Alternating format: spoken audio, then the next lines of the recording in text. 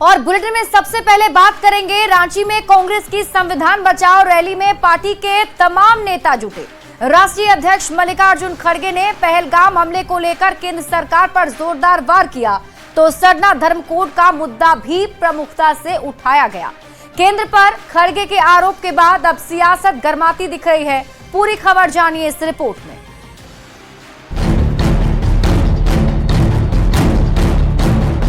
रांची के धुरवा में कांग्रेस ने संविधान बचाओ रैली की। पहली बार रांची पहुंचे कांग्रेस के राष्ट्रीय अध्यक्ष मल्लिकार्जुन खड़गे ने इस रैली के जरिए केंद्र सरकार पर जमकर हमला किया। मल्लिकार्जुन खड़गे ने इस रैली के मंच से पहलगाम हमले का जिक्र किया, साथ ही इसमें केंद्र सरकार पर आरोप लगाते हुए इंटेलिजेंस शूट का दावा कर दिया।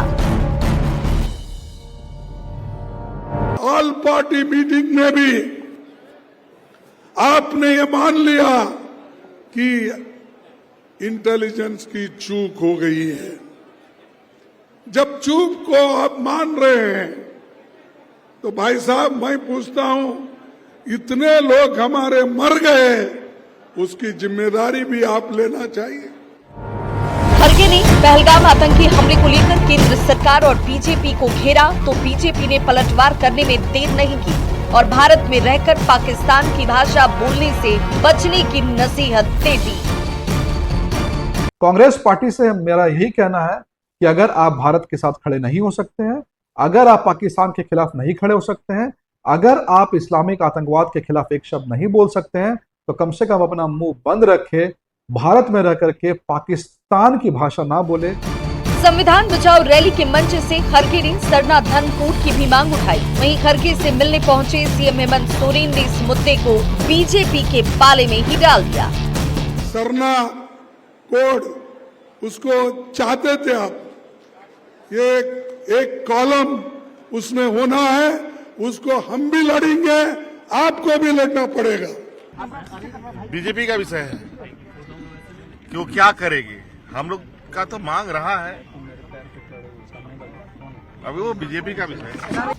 संविधान बचाओ रैली के जरिए कांग्रेस ने जहां शक्ति प्रदर्शन किया, वहीं दूसरी बात महागठबंधन की सरकार बनने के बाद झारखंड में जनता से सीधा संवाद भी किया। कांग्रेस के उठाए गए मुद्दे कितने प्रभावी होते हैं, ये तो आने वाला वक्त ही बताएगा। लेकिन पहलगाम हमले में सुरक्षा चूक का मुद्दा उठाकर खड़गे ने बीजेपी को हमला बोलने का मौका जरूर दे दिया। न्यूज़ 18 के लिए रांची से गौरव झा के साथ ओम प्रकाश की रिपोर्ट। और अब बात करेंगे पहलगाम हमले के बाद परखी जाने वाली तैयारी की। देश भर के साथ झारखंड में भी 7 मई को मॉक ड्रिल होगा और इसको लेकर रांची में बैठक भी की गई है। ये रिपोर्ट देखिए।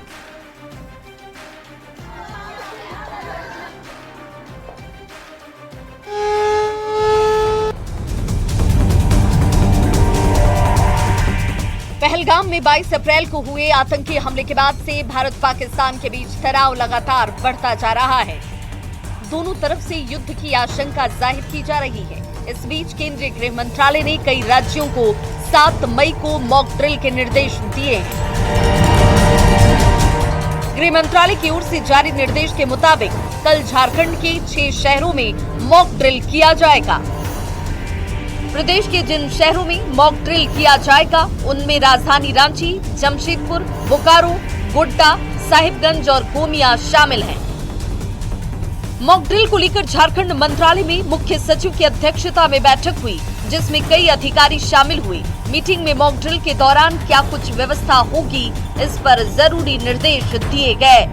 इसका मुख्य पर्पस ये रहेगा कि जो विभिन्न एजेंसीज है इमरजेंसी रिस्पांस से रिलेटेड, जैसे कि civil defence, police, fire services, medical teams और खासकर पब्लिक, इनकी जो ऐसे सिचुएशंस को हैंडल करने के लिए जो प्रिपेयर्डनेस होती है, उसी को देखने के लिए, उसी का अध्ययन करने के लिए बेसिकली ये मॉक ड्रिल एक्सरसाइजेस कल किए जाने हैं।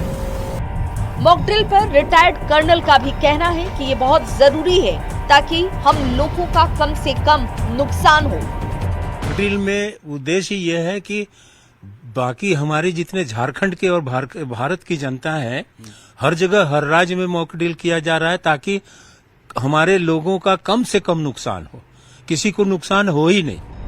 हालांकि मॉक ड्रिल सिर्फ एक अभ्यास है, लेकिन सरकार और सुरक्षा एजेंसियां इसे भी आपदा की तरह ही ले रही हैं, ताकि अगर आपात स्थिति आए तो देश तैयार रहे। रांची से संजय सिन्हा और ओम प्रकाश के साथ ब्यूरो रिपोर्ट, न्यूज़ 18। और देखिए, जमशेदपुर में न्यूज़ 18 की खबर का बड़ा असर हुआ है। चाकुलिया प्रखंड के मटिया बांधी गांव में फर्जी जन्म प्रमाण पत्र बनाने के मामले में अब तक 5 लोग गिरफ्तार किए गए हैं। 3 कंप्यूटर के साथ 2 लैपटॉप और इलेक्ट्रॉनिक गैजेट भी जब्त किए गए। डीसी और एसएसपी ने मामले की जानकारी देते हुए जल्द बड़े खुलासे का दावा किया है।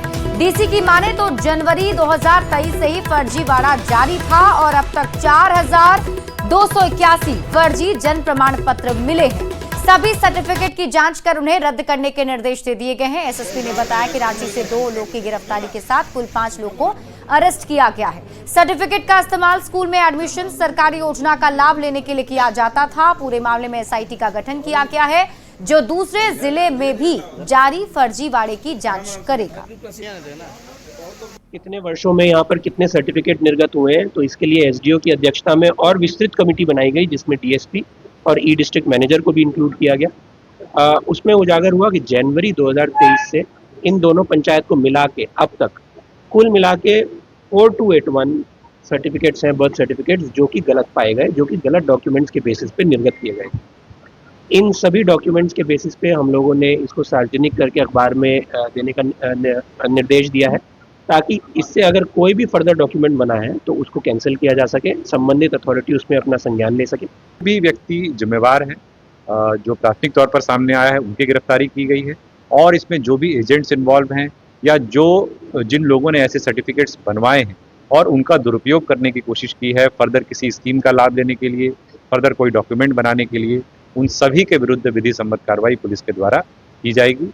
इस संदर्भ में पुलिस अधीक्षक ग्रामीण के नेतृत्व में एक एसआईटी का गठन भी किया गया है और व्यापक तौर पर इसका हर एक बिंदु से अनुसंधान किया जा रहा है।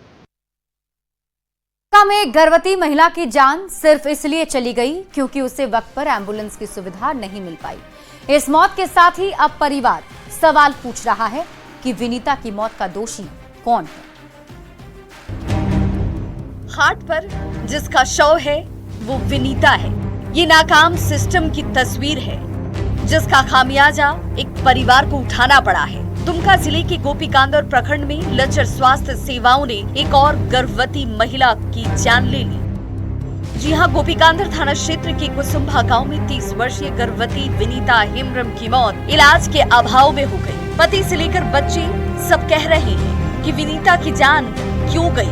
बार बार फोन किया गया, फिर भी एम्बुलेंस नहीं आई। विनीता अब इस दुनिया में नहीं है। उसके 4 छोटे बच्चे अब अनाथ हो चुके हैं। परिवार पूछ रहा है कि आखिर विनीता की मौत के लिए जिम्मेदार कौन है। हमको लेट से पता चला, जल्दी हमको नहीं बुलाया कि प्रसव शुरू हुआ है, इसीलिए इनका ऐसा हुआ।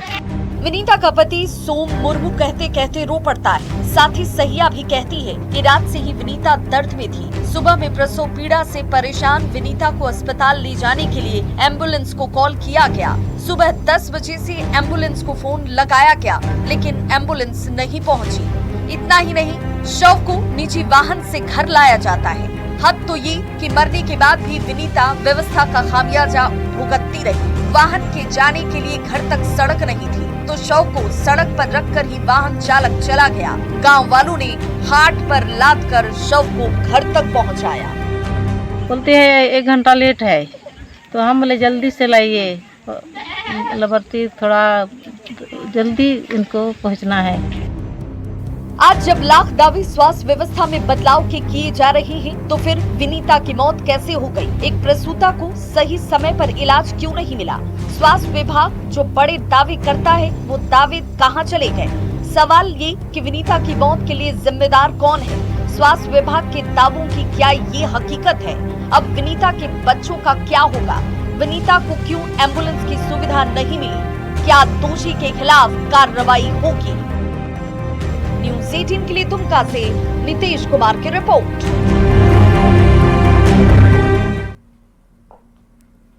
और इसी बीच आपको बड़ी खबर मैया सम्मान योजना से जुड़ी हुई बताते हैं। मैया सम्मान योजना के लाभुकों के खाते में 15 मई को 2 महीने की सम्मान राशि भेजने की बात सामने आई है और इसे लेकर खास तौर से आधार सीडिंग का काम भी तेजी से किया जा रहा है। रांची में कुल 4,60,000 स्वीकृत लाभुक हैं और अभी 29,000 लाभुकों की आधार सीडिंग बाकी है। मामले को लेकर रांची डीसी ने बताया कि काम को पूरा करने में आंगनवाड़ी सेविका जुटी हुई है। वहीं बैंक को भी निर्देश दिए गए हैं कि मैया सम्मान योजना के लाभुकों का काम प्राथमिकता के आधार पर की जाए। आप लोग का क्या बैंक्स में जाके लाभुकों को वो जो आधार सीडिंग जो करवाना पड़ता है, क्योंकि बैंक में अन्य कार्य भी चलते रहते तो कभी कभी इनका नहीं हो पाती है। तो उसी को लेते हुए हम लोग एलडीएम को और सभी बैंक के साथ बैठक करके उनको अनुरोध किए हैं कि मैया सम्मान के जो भी बेनिफिशियरी आएंगे तो उनके प्राथमिकता आधार पर उनका आधार सीडिंग करवा देंगे। झारखंड हाईकोर्ट से रिम्स निदेशक डॉक्टर राजकुमार को बड़ी राहत मिली है। रिम्स निदेशक पद से हटाने को लेकर दाखिल चुनौती याचिका पर हाईकोर्ट में सुनवाई हुई और सुनवाई के दौरान राज्य सरकार और रिम्स प्रबंधन की ओर से महाधिवक्ता ने उस आदेश पत्र को वापस लेने का भरोसा दिया जिसमें डॉक्टर राजकुमार को बगैर शोकॉज के पद से हटाने का आदेश जारी किया गया था। अधिवक्ता ने कोर्ट में अपील होकर बोले कि हम लोग जो ऑर्डर से डायरेक्टर रिम्स को हटाए थे 17/4/2025 का ऑर्डर, उसको हम लोग विड्रॉ कर रहे हैं और उसी ग्राउंड में रिट पिटिशन डिस्पोज्ड ऑफ किए हैं और टिल दी जब तक विड्रॉ नहीं करेंगे तब तक he will function as a director and he will not be disturbed और अनॉयड इन एनी मैनर। और यहाँ रुकने एक छोटे से ब्रेक के लिए जल्द लौटते हैं वापस।